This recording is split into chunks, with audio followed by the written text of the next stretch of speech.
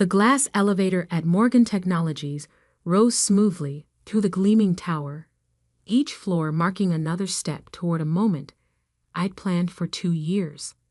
I adjusted my simple gray blazer, purchased from a department store, nothing like the designer suits surrounding me in this corporate cathedral of steel and glass. Going up, a man in an impeccable navy suit stepped in, barely glancing at me. I nodded, letting him assume I was just another low-level employee. If he only knew.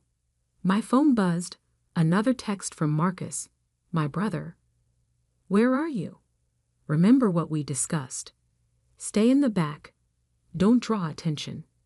This is my night." I didn't respond. Instead, I watched the floor numbers climb. 38, 39, 40. The top floor boardroom awaited, where Morgan Technologies would be announcing their new senior vice president of operations.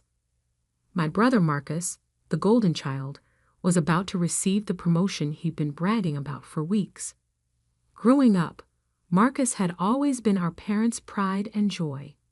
While I buried myself in business books and studied late into the night, he charmed his way through life with an easy smile and calculated charisma. "Why can't you be more like your brother?" became the soundtrack of my childhood. When I got accepted to business school, Marcus told everyone I was hiding in academia, while he was making real moves in the corporate world. When I completed my MBA, he dismissed it as just paper compared to his real-world experience. The elevator dinged at the 45th floor. As I stepped out, memories of last month's family dinner surfaced. Sarah's still playing at being a professor, Marcus had announced, cutting into his steak.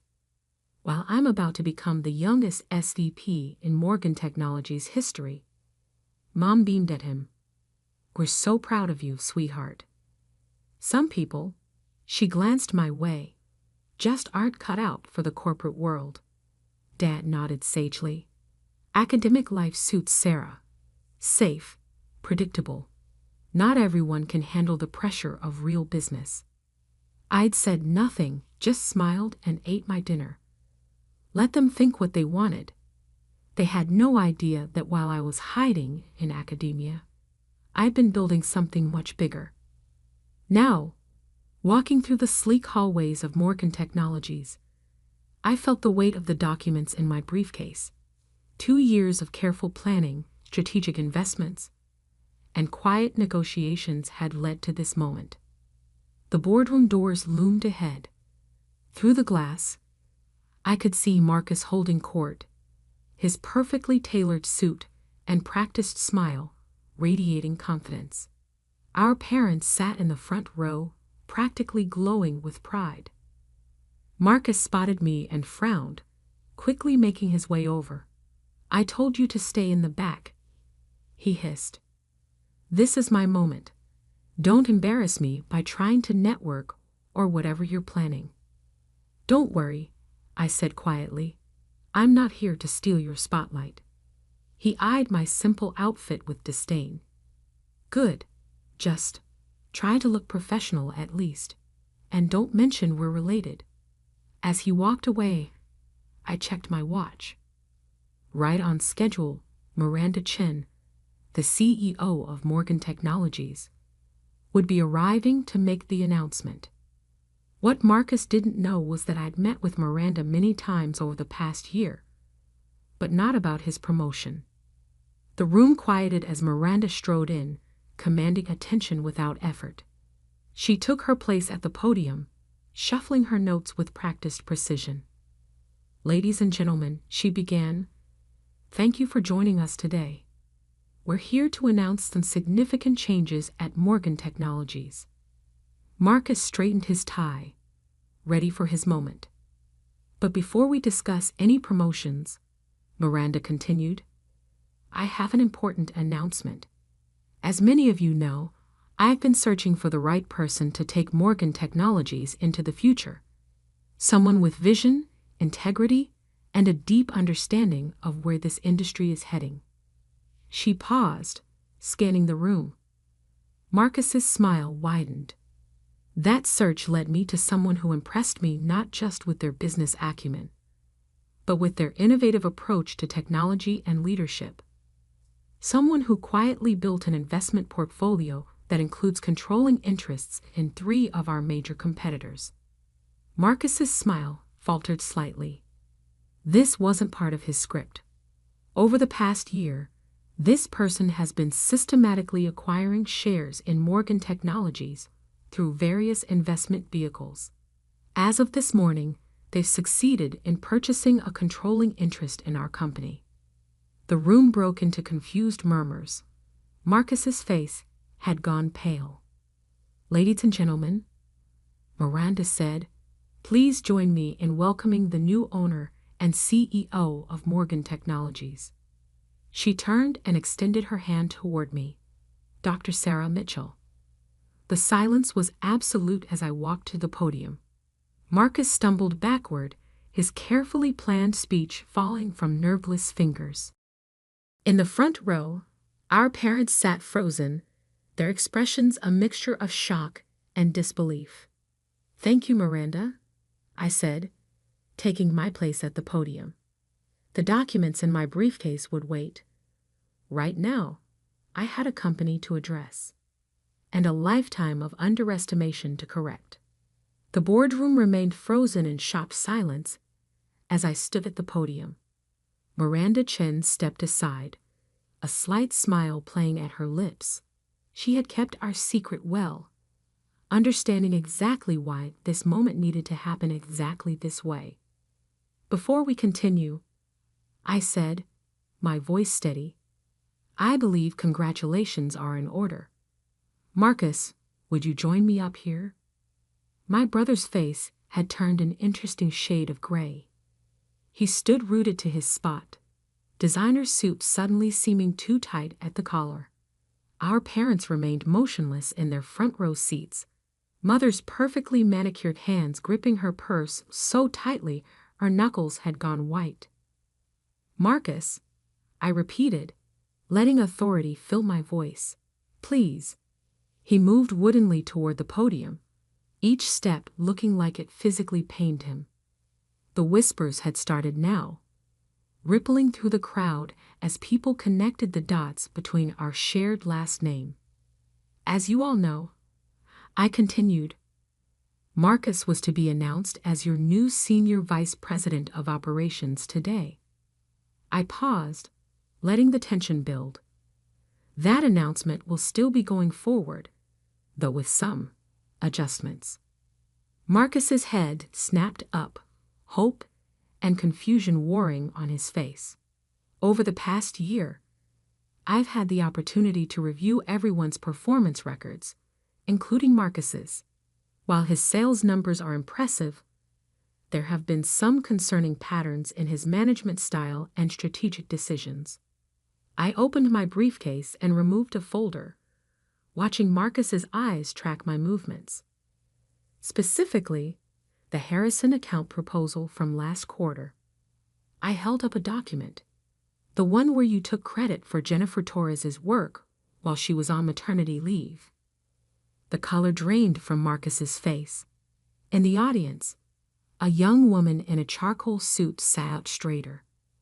"Or the Stevens Technology merger," I continued, extracting another file, "where you conveniently failed to mention the massive pension liability that would come with the acquisition, the liability you discovered during due diligence but chose to hide."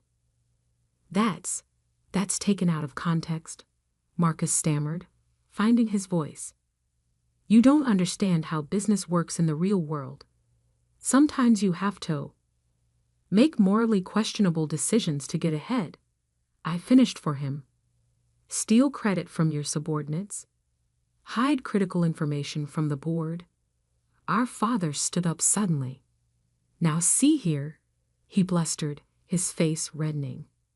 "You can't just walk in here and start making accusations. Marcus has worked his way up through a combination of charm, manipulation, and taking credit for others' work." I cut in. "Yes, I know exactly how he's worked his way up. I've spent the last year reviewing every decision, every proposal, every partnership he's been involved with.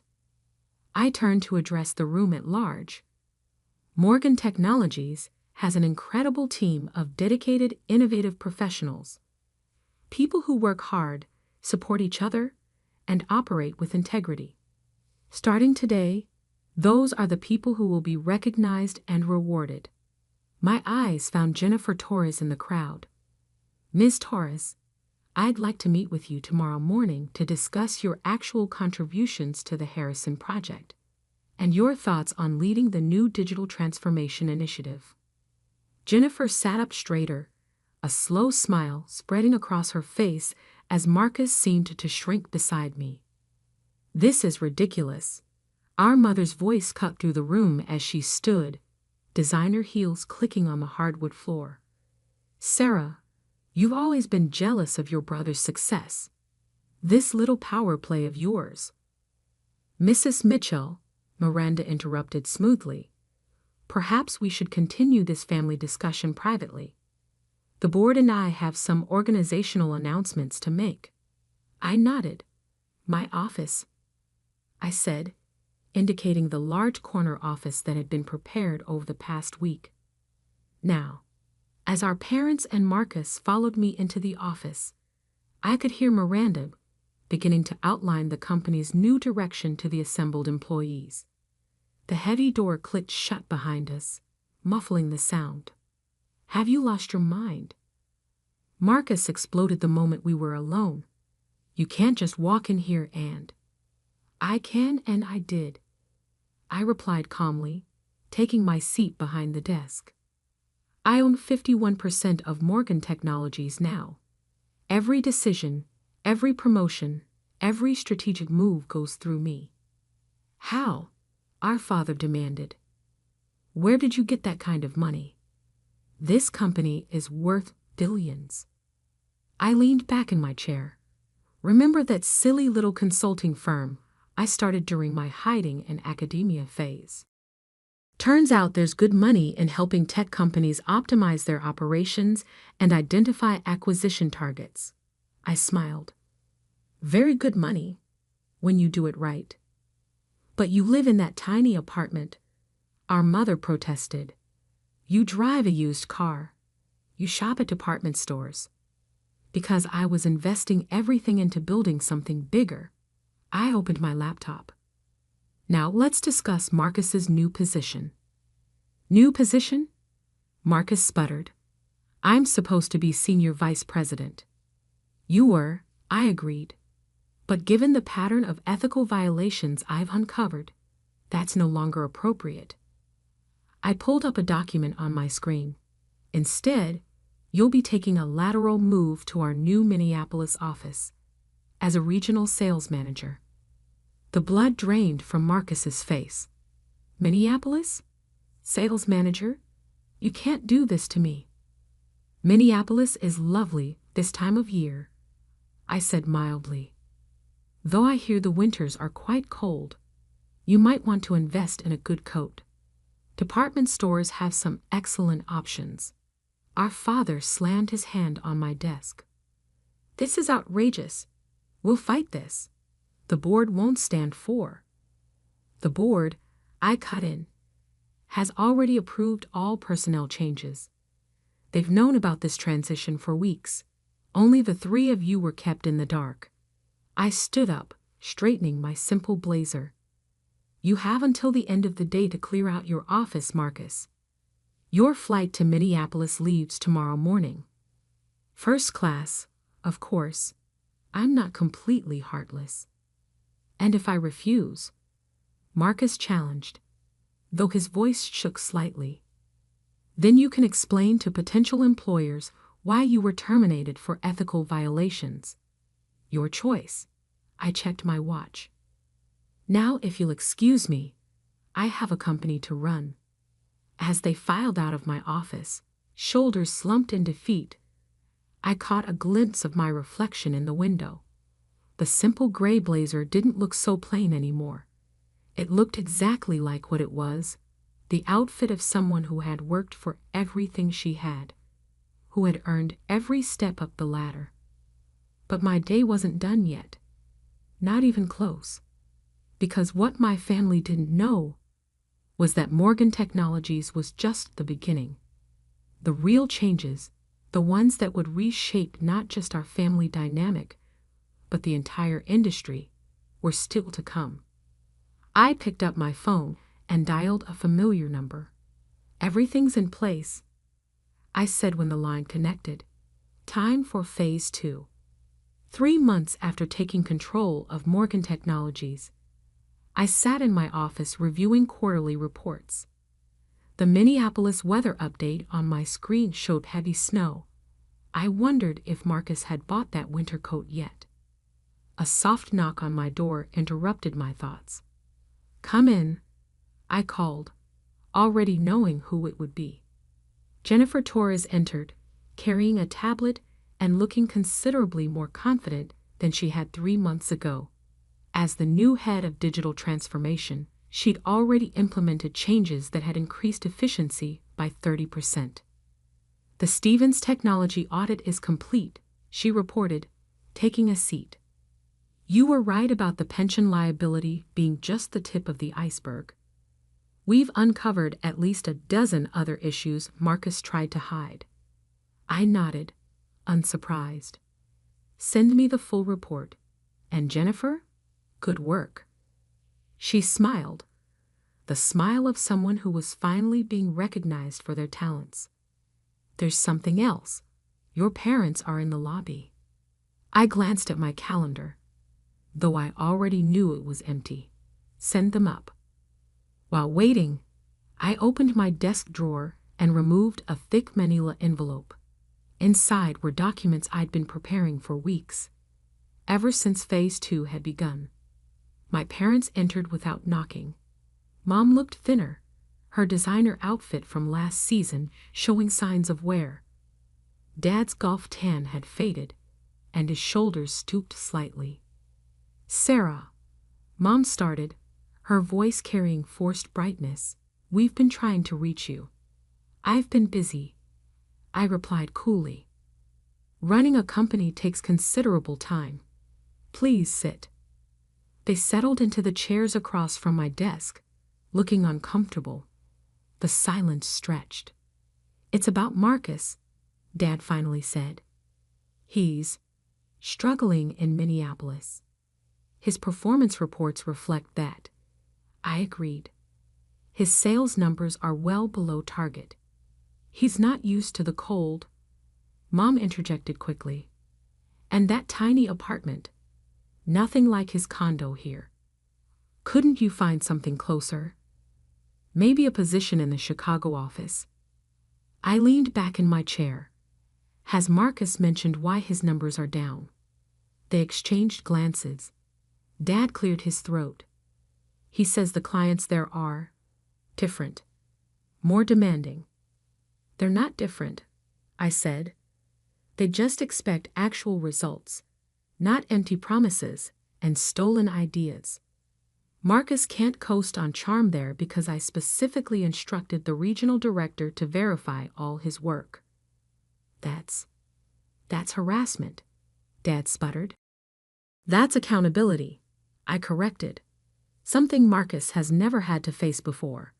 I opened the manila envelope. "Which brings me to why I've been trying to reach you both as well." Their eyes fixed on the documents I spread across my desk. Property records, bank statements, investment portfolios. When I was reviewing Marcus's financial records, I found some interesting transactions. I continued. "Large transfers from your accounts to his, dating back 5 years. Money that came from mortgaging your house. Twice." Mom's hand flew to her throat. Dad's face paled. "He said it was for investments," Mom whispered. "Special opportunities." "He lost it all," I said quietly. "High-risk trades, failed startups, gambling. The second mortgage payment is due next week. You can't cover it, can you?" Dad's shoulders slumped completely. We We were hoping that I would bail you out, I finished. Like you bailed him out, over and over, while telling me I didn't understand real business. Tears welled in Mom's eyes. Sarah, please. We'll lose the house. I pulled out another document. This is a proposal. Morgan Technologies will purchase your house at market value, clearing both mortgages. You can continue living there, paying rent at 30% below market rate. Their eyes widened with hope. But, I continued, there are conditions. First, you'll both attend financial management counseling. Second, you will not send any more money to Marcus. And third, I met their eyes firmly. You will acknowledge, in writing, how you've treated me all these years. That's blackmail, Dad protested weakly. That's accountability, I repeated. Something this family desperately needs. I stood and walked to the window, looking out over the city. For years, you dismissed my achievements, belittled my choices, poured all your love and resources into Marcus while treating me like an afterthought.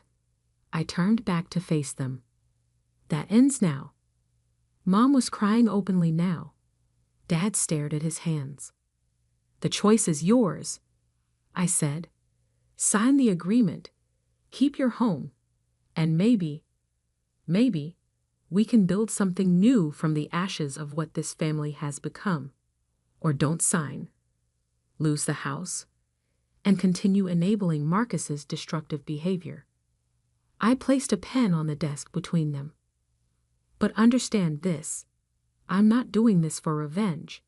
I'm doing this because sometimes love means forcing people to face hard truths. The silence stretched for a long moment. Then slowly, Dad reached for the pen. As they signed, my phone buzzed with a text from Minneapolis. Marcus had finally hit rock bottom, admitting to his regional director that he needed help. I'd already arranged for him to enter a program that would address his gambling addiction and teach him actual business ethics. Looking at my parents, I saw something I'd never seen before in their eyes when they looked at me. Respect. And maybe, just maybe, the beginning of understanding. The car will take you home, I said, pressing a button to summon my driver. The counselor will contact you tomorrow to set up your first session.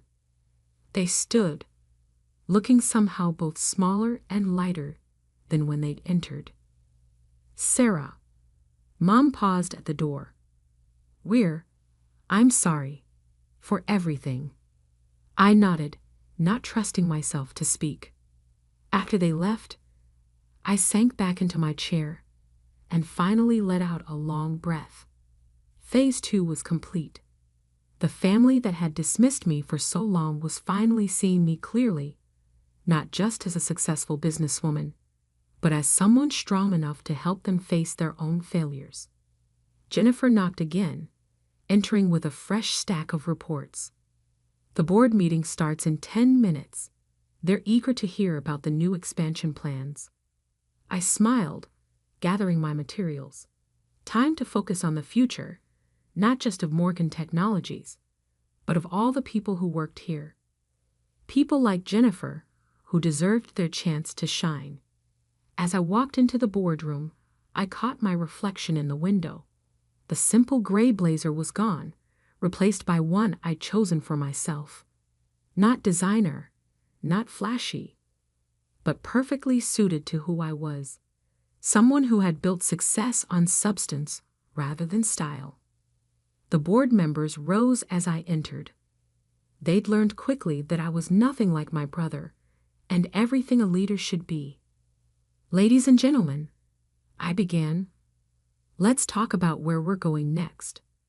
Because success, real success, isn't about proving others wrong. It's about proving yourself right. And I was just getting started. The glass elevator at Morgan Technologies rose smoothly through the gleaming tower, each floor marking another step toward a moment I'd planned for 2 years. I adjusted my simple gray blazer, purchased from a department store. Nothing like the designer suits surrounding me.